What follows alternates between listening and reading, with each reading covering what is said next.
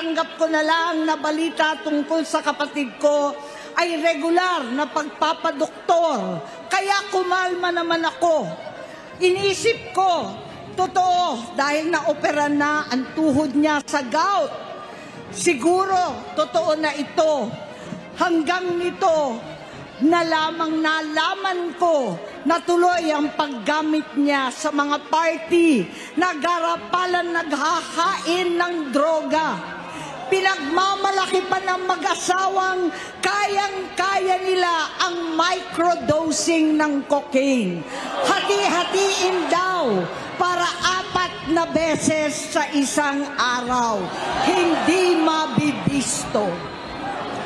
Ang pampapadoktor, pinalabas nilang pag-stem cell. Nagpapalit daw ng dugo, nagpapa-blood transfusion. Kayang-kaya raw, hindi ko maintindihan ang pinagsasabi. Noong 2021, kahit papano, nagkikita kami at nagkakausap. Sumumpa siya sa aking talagang hinintunan niya. Naniwala ako kasi sabi niya gusto niyang tumakbo. Ang sabi ko, tutulong ako sa abot ng aking makakaya. Ipinakilala ko si Bongbong kay Inday. Naging magkatandem sila. Pagkatapos noon ay biglang hindi na niya ako ulit kilala. Kahit si Inday, nagtataka. Bigla ako na itsapwera. Kahit ganon, nangampanya pa ako para sa kanya. Kahit si Inday na lang ang aking nakakausap. Hindi ko alam bakit ako nakaban sa headquarters nila sa Mandaluyong. Hindi ko alam bakit walang nagre-report sa akin tungkol sa kampanya. Sa totoo lang, masakit mang aminin. Nung dinidisqualify na siya, halos papaboran ko na sana dahil may nagsumbong sa akin mula sa kanyang campaign team na gumagamit na naman siya. Nung sinabihan ko, siya at mga taong nasa paligid niya, nagkaisa silang tuluyan akong alisin sa kampanya na ako naman ang bumuo. Sinabi nilang gusto ko na siya ay ma-disqualify para ako ang pumalit. Hindi totoo yun. Iniisip ko ang kalagayan ng aking kapatid at paano siya magsisilbi kung ganyan ang kalagayan niya. Pero pinaparating sa akin na hindi siya lulong. At minsan na lamang tuwing nagpa-party, hindi ko maipaliwanag bakit gusto kong maniwala at hindi mawalan ng pag-asa. Noong nanalo siya, naging pinakamalayo na kami sa isa't isa. Maliban sa opisyal na tagpuan at kapag pumupunta yung nanay namin, hindi ako sumama sa loob ng 3 taon dyan sa Malacanang. Dahil lantaran na doon ang inuman, ang paggamit nila ng cocaine at mga bawal na gamot. Hindi ba ninyo nakikita, naririnig, kakaiba na siya magsalita. Hindi na maintindihan kung ano-ano na ang sinasabi at wala na sa sarili. Nagtatago sa kabaitan niya ang pang-aabuso niya sa droga. At nagbunga na ito ng mga nakakapinsalang maling desisyon.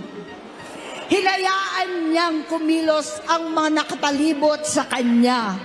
Yung mga umaastang presidente habang nilululong siya ng mga ito.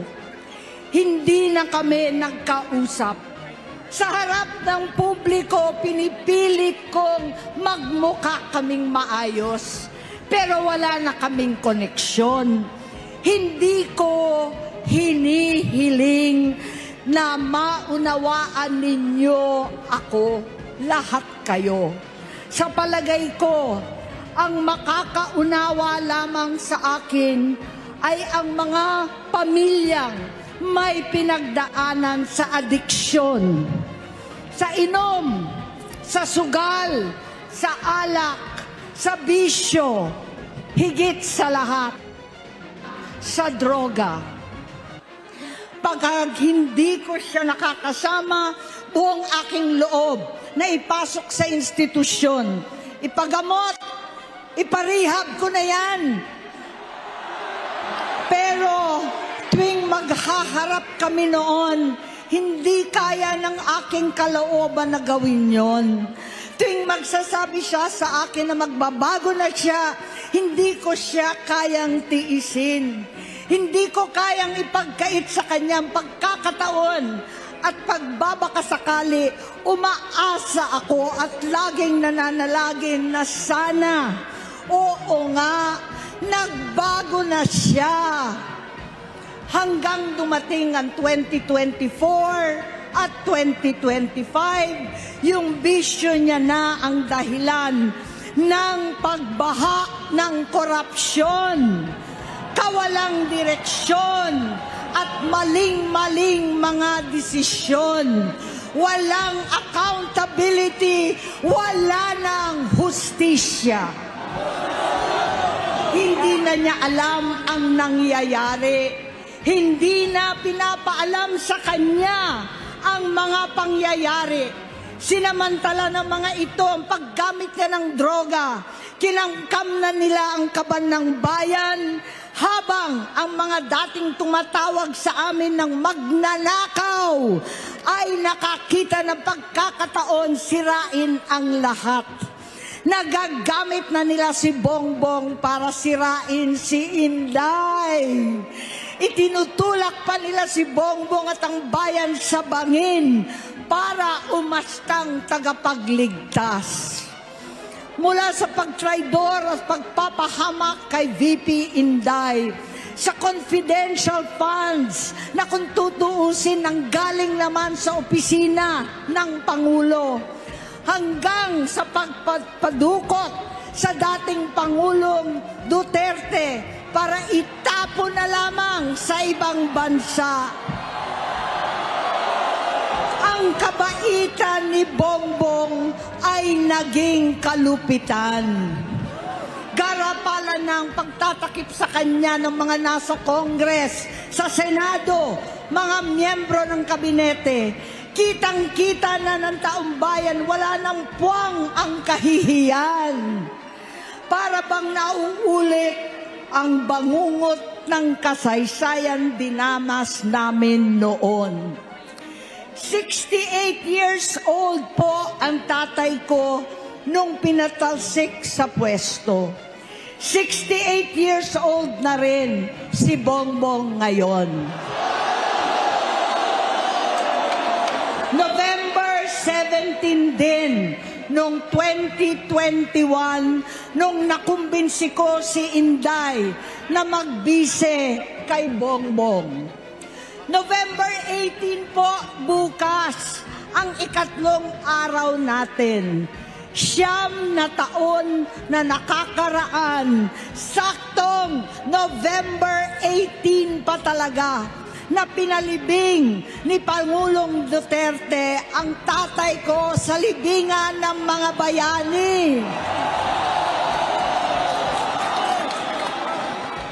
Halo-halo na ang aking nararamdaman, pero alam kong ito ang dulo at hangganan ng aking pagtitiis at pananahimik. Hindi na tayo mananahimik.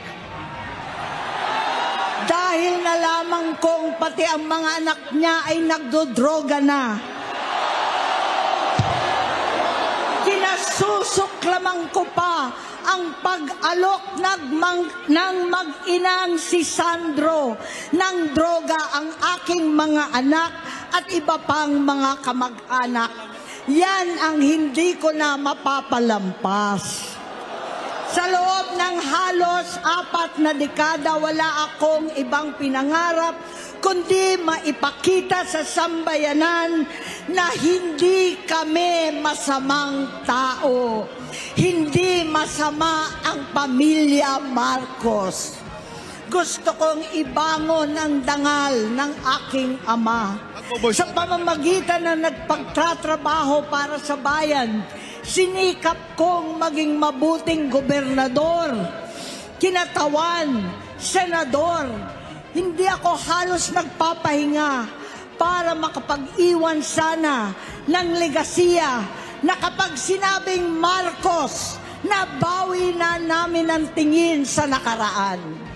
Ngunit sa kagustuhan kong maging responsableng anak, matupad ang pangako ko sa aking ama, nabigo akong maging mabuting kapatid.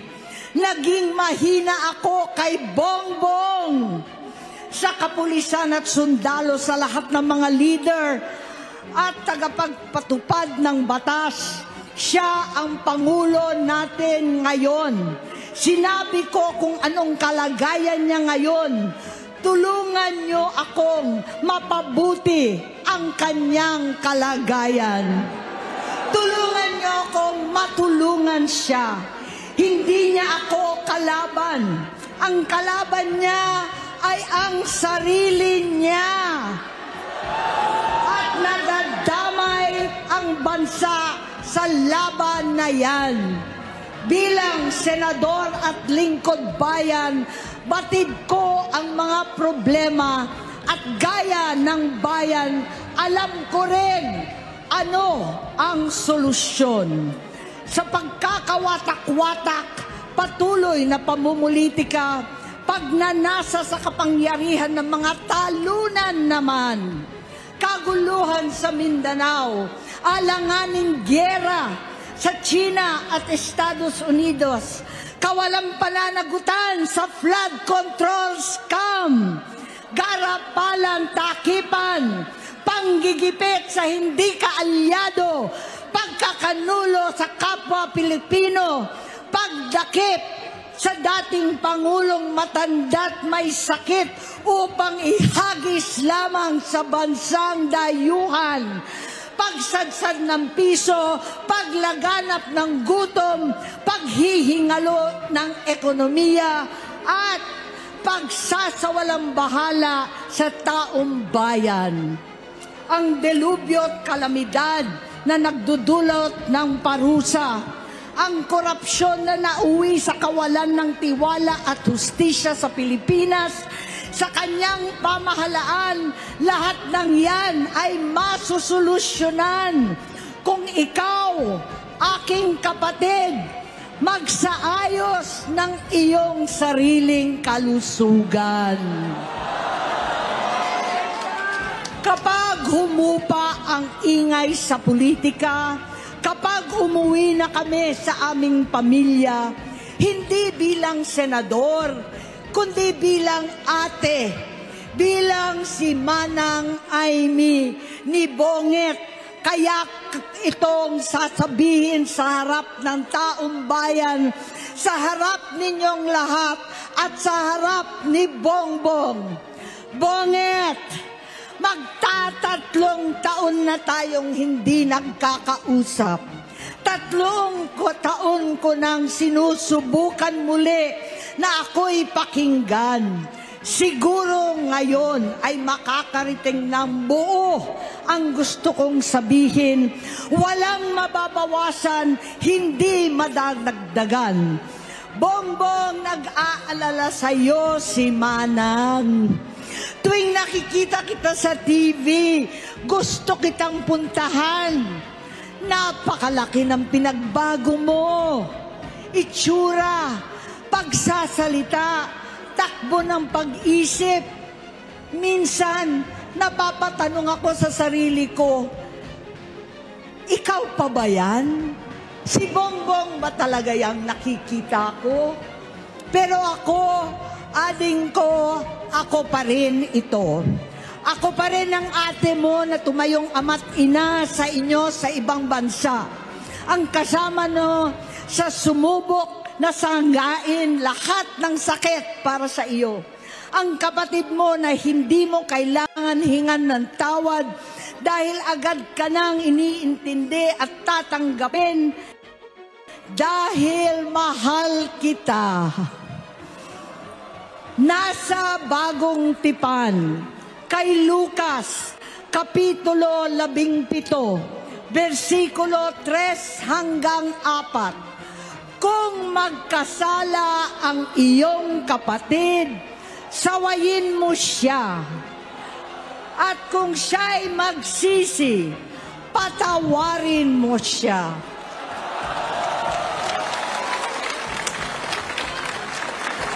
Tama na, ading ko. Tapusin mo na ang paghihirap mo at ng bayan. Gaya noong umalis tayo sa palasyo, kaya ko pa rin hawakan ang iyong kamay. Huwag kang matakot. Malaki na ang dulot sa iyo ng droga. Sinisisi ko ang sarili ko dahil hindi ako nakinig sa mga sumbong. Hindi ako nakialam. Hindi ako maniwala, pero hindi pa huli ang lahat. Tama na, ading ko. Magpahinga na tayo. Umuwi na tayo. Magpagamot, magpagaling at nangangako ako. Hindi ako malilingat, hindi ako magkukulang. Lahat ng kasama mo ngayon, hindi natin kasama sa pinakamadilim na bahagi ng buhay natin. Kasama mo sila ngayon dahil nasa taas ka pa. Ako at ang ating mga tunay na kapatid dito sa Luneta ang kasama mo kahit magdilim ulit ang lahat. Talikuran mo ang iniisip at ibinubulong nilang ambisyon. Unahin na natin ang kalusugan mo. Dahil sa adiksyon, nabigyan mo ng malubhang karamdaman ang buong bansang Pilipino. Matatanda na tayo. Sakitan na si Mami. Alagaan na lang natin ang isa't isa. Kaliwat kanan man ang panghuhusga sa akin, malinaw sa aking puso na dapat mauna ang Diyos, ang bayan, pamilya at sarili. Hanggang sa mga oras na ito, Bonget, gusto kong malaman mo na hindi kita sinusukuan. Hindi ko kakayanin kung mapapahamak ka. Kaya hinihingi ko na tayo'y umuwi na. Mamahinga alang sa iyong kalusugan. Kaya kung mabigo at mawala sa iyo ang posisyon, pero hindi ko kayang mawala ka sa amin. Ayusin mo ang sarili mo. Magpagamot. Alisin ang droga sa iyong sistema. Wala akong ibang gusto kundi gumaling ka, malampasan natin ito muli. Dahil wala akong ibang hinahangad bilang ate, kundi maging masaya ka, maging ligtas sa panganib, malusog, matagumpay sa buhay. Itama ang mali, labanan ang adiksyon, at ako hindi kailanman aalis sa iyong tabi. Susuporta at hindi titigil manalangin kasama ninyo dito sa Luneta at sa buong mundo. Dahil iyon naman ang tungkulin at ibig sabihin ng salitang kapatid. Kapatid, mabuhay kayong magkakapatid. Maraming salamat po, Senator Amy